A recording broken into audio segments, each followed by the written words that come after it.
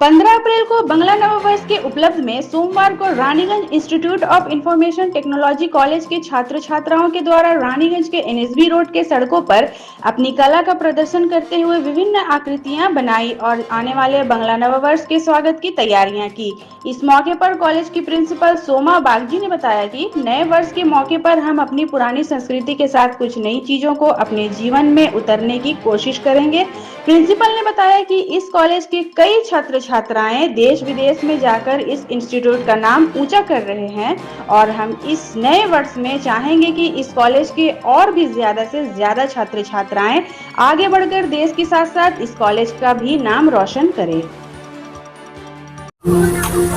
1432 নববর্ষ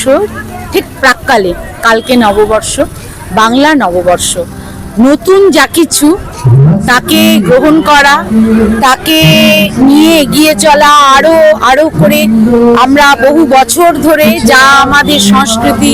যা আমাদের সংস্কার তাকে আমরা এগিয়ে নিয়ে যাব এই অঙ্গীকার করতেই এবং আমাদের writ Raniganj institute of information technology এটা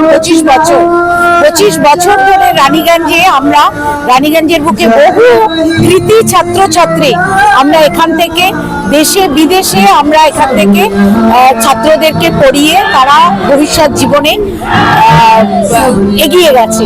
তো আমরা চাইবো যে আগামী দিনেও এই নতুন বছরের এটা অঙ্গীকার সমস্ত ধর্ম বর্ণ নির্বিশেষে সবাই পড়াশোনা করুক, তারা ছাত্র হোক এবং আগামী দিনে নতুন প্রজন্ম এগিয়ে যাক দেশ গড়ার কাজে, শুভ বুদ্ধি সম্পন্ন মানুষ পৃথিবীকেই জাগ্রত করুন।